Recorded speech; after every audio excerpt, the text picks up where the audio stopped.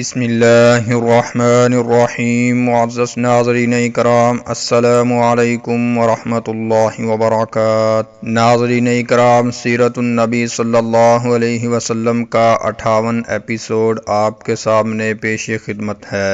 قریش کا سپہ سالار خالد بن ولید اور عرب کا دماغ عمرو بن عاص اسلام کی آغوش میں۔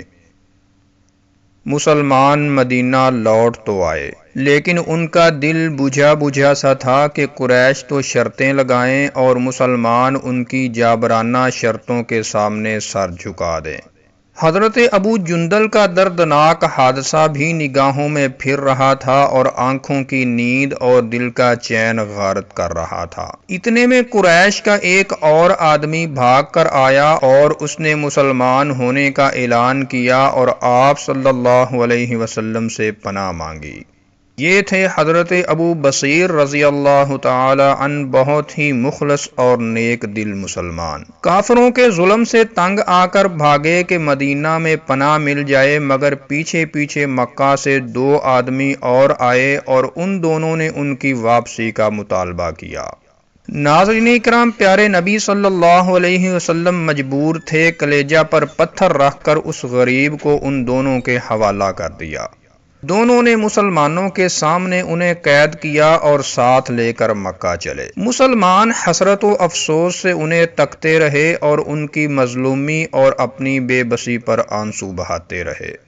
ناظرین اکرام، دونوں آدمی حضرت ابو بصیر کو لے کر ذوالحلیفہ پہنچے۔ وہاں موقع ہاتھ آ گیا اور حضرت ابو بصیر نے ایک کو قتل کر دیا۔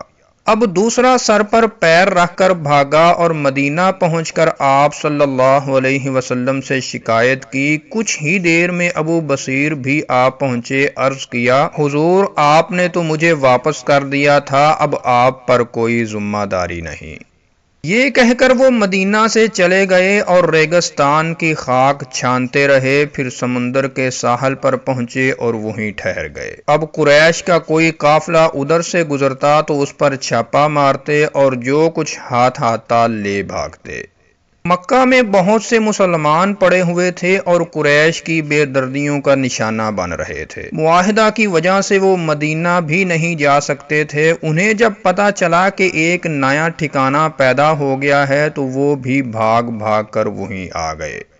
اس طرح ایک طاقتور ٹولی تیار ہو گئی جس نے قریش کے قافلوں کا ناک میں دم کر دیا۔ وہ ان کا سارا سامان لوٹ لیتے اور پہاڑی دروں میں جا دبکتے۔ معزز ناظرین، قریش نے بہت کوشش کی لیکن ان پر قابو نہ پا سکے۔ بالآخر وہ عاجز آ گئے اور انہوں نے رسول خدا صلی اللہ علیہ وسلم کے پاس کہلا بھیجا کہ ہم اپنی شرط سے باز آئے، آپ ساحلی مسلمانوں کو اپنے پاس بلا لیجئے۔ چنانچہ آپ نے ان سارے مسلمانوں کو مدینہ بلا لیا۔ مسلمان سخت حیران تھے کہ جو شرط سب سے زیادہ ان کے خلاف اور قریش کے موافق تھی، قریش اس سے کیسے دستبردار ہو گئے۔ لیکن جب وجہ معلوم ہوئی تو ان کی حیرانی جاتی رہی۔ انہوں نے دیکھا کہ صلح حدیبیہ، جسے وہ کھلی ہوئی ہار سمجھ رہے تھے، کتنی بڑی جیت ثابت ہوئی، اور اس وقت انہیں صلح حدیبیہ کی حکمتیں نظر آئیں جو اس سے پہلے نگاہوں سے اوجھل تھی۔ اگلے سال مسلمان پھر مکہ گئے، وہاں 3 دن ٹھہر کر طواف و زیارت کیا، پھر مدینہ لوٹ آئے۔ قریش نے بھی اپنا وعدہ نبھایا اور انہوں نے مسلمانوں سے کوئی چھیڑ چھاڑ نہ کی۔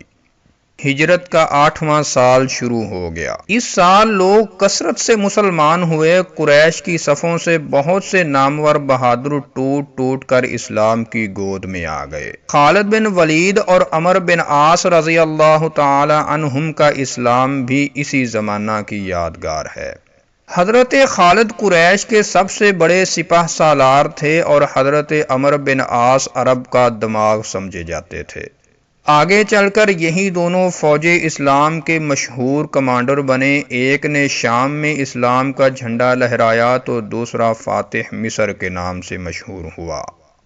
معزز ناظرین، خزاعہ اور بکر عرب کے دو مشہور قبیلے تھے۔ ان میں ایک زمانہ سے دشمنی چلی آ رہی تھی، مگر جب اسلام ان کے سامنے خطرہ بن کر ظاہر ہوا تو وہ آپس میں دشمنی بھول گئے اور اسلام کو مٹانے میں تن من سے لگ گئے۔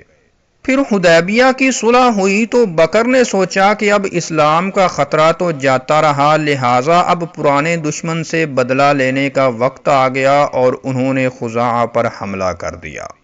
صلح حدیبیہ کی روح سے کچھ قبیلوں نے مکہ والوں کا ساتھ دیا اور کچھ مسلمانوں کے ساتھ ہو گئے۔ خزاعہ کا قبیلہ چونکہ مسلمانوں کا ہمدرد تھا، اس لیے وہ مسلمانوں کے ساتھ ہو گیا اور ان کے دشمن بکر قریش کے ساتھ تھے۔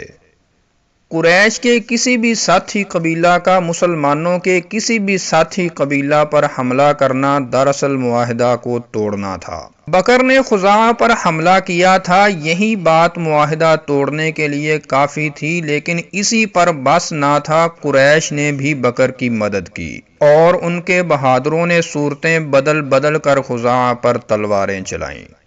ناظرین اکرام، خزاعہ نے مجبور ہو کر حرم میں پناہ لی، مگر ظالموں نے حرم کی حرمت کا بھی خیال نہ کیا اور اس میں گھس گھس کر بے دھڑک خون بہایا۔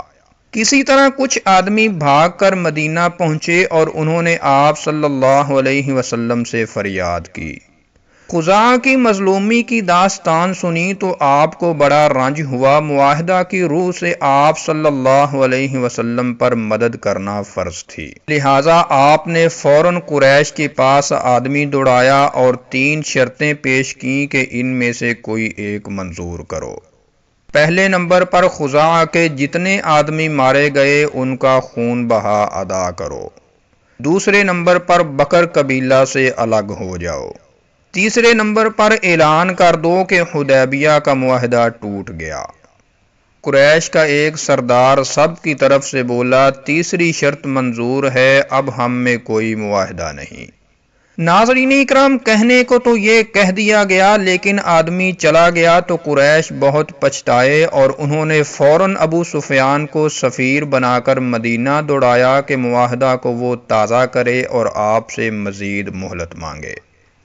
ابو سفیان کی بیٹی ام حبیبہ رضی اللہ تعالی عنہا تھیں، یہ پیارے نبی صلی اللہ علیہ وسلم کو بیاہی تھی، مدینہ ہی میں رہتی تھیں۔ ابو سفیان سب سے پہلے بیٹی کے گھر پہنچا، ہو سکتا تھا کہ مدت کے بعد باپ کا چہرہ دیکھ کر بیٹی کا دل بھر آتا اور پرانی یادیں تازہ ہو جاتی، لیکن یہاں اسلام کی محبت دل میں گھر کر چکی تھی، سینے میں کفر سے نفرت کی آگ سلگ رہی تھی۔ بیٹی نے باپ سے سیدھے منہ بات نہ کی۔ بالآخر ابو سفیان مایوس ہو کر وہاں سے چل دیا، سمجھ گیا کہ بیٹی میری کوئی مدد نہیں کر سکتی۔ پھر وہ آپ صلی اللہ علیہ وسلم کی خدمت میں حاضر ہوا اور قریش کا پیغام سنایا، مگر آپ کچھ نہ بولے۔ اب وہ حضرت ابو بکر رضی اللہ تعالی عنہ کے پاس پہنچا اور انہیں بیچ میں ڈالنا چاہا، لیکن انہوں نے کانوں پر ہاتھ رکھ لیے اور الٹے کچھ ناراض بھی ہوئے۔ معزز ناظرین، وہاں سے مایوس ہو کر وہ حضرت عمر کے پاس پہنچا، دیکھا تو وہ سب سے زیادہ پھپھرے ہوئے تھے، اس کی ایک بات بھی سننے کو تیار نہ تھے۔ اب وہ حضرت فاطمہ رضی اللہ تعالی عنہا کے پاس پہنچا۔ حضرت حسن رضی اللہ تعالی عنہ ابھی بہت چھوٹے تھے اور اس وقت ان کی گود میں ہمک رہے تھے۔ ابو سفیان نے کہا، اس بچہ سے صرف اتنا کہلا دو، میں نے دونوں فریقوں میں بیچ بچاؤ کرا دیا۔ اگر یہ اتنا ہی کہہ دے تو آج سارے عرب کا یہ بچہ سردار کہلائے، بولو ایسا کر سکتی ہو؟ اس پر حضرت فاطمہ نے کہا، ابو سفیان تمہیں معلوم ہے بچے ان معاملات میں کیا کر سکتے ہیں، پھر آپ صلی اللہ علیہ وسلم کے مقابلہ میں کون پناہ دے سکتا ہے؟ ابو سفیان کی ان سے بھی بات نہ بنی تو اس نے حضرت علی کے سامنے یہ مسئلہ رکھا۔ انہوں نے کہا، حضور صلی اللہ علیہ وسلم بات طے کر چکے ہیں، اس کے بارے میں کوئی کیا بول سکتا ہے؟ بس ایک شکل ہے، تم مسجد میں جا کر اعلان کر دو، میں حدیبیہ کی صلح بحال کرتا ہوں۔ چنانچہ اس نے یہی کیا۔ پھر فوراً مکہ لوٹ گیا، مگر مکہ پہنچ کر جب اس نے لوگوں میں اپنا کارنامہ بیان کیا تو سب نے اسے ملامت کی اور کہا یہ تو کچھ بھی نہ ہوا، تم سے تو علی نے مذاق کیا ہے اور تم اتنا بھی نہ سمجھے، کہیں اس طرح بھی صلح بحال ہوتی ہے؟ چنانچہ ایک مرتبہ پھر قریشی سردار مشورہ کے لیے جمع ہوئے اور انہوں نے فیصلہ کیا کہ خزاعہ سے صلح کر لی جائے اور ان کے جو آدمی مارے گئے ہیں ان کا خون بہا دے دیا جائے، تاکہ محمد اگر مکہ پر حملہ کریں تو وہ ان کا ساتھ نہ دیں۔ بات طے ہو گئی تو بدیل چونکہ مکہ ہی میں رہتے تھے اور یہ خزاعہ کے بہت بڑے رئیس اور معزز آدمی تھے، اس لیے ابو سفیان نے ان سے ہی بات پکی کر لی اور جو لوگ مارے گئے تھے ان کا خون بہا بھیج دیا گیا۔ پھر یہ دونوں ساتھ ہی خزاعہ پہنچے تاکہ صلح کی بات بالکل پختہ اور اطمینانی ہو جائے۔ تو ناظرین کرام، یہ تھا سیرت النبی صلی اللہ علیہ وسلم کا 58 ایپیسوڈ، اور اگر آپ سیرت النبی صلی اللہ علیہ وسلم کا 57 ایپیسوڈ دیکھنا چاہتے ہیں تو اوپر کراس کے بٹن پر کلک کر کے دیکھ سکتے ہیں۔ السلام علیکم ورحمۃ اللہ وبرکاتہ۔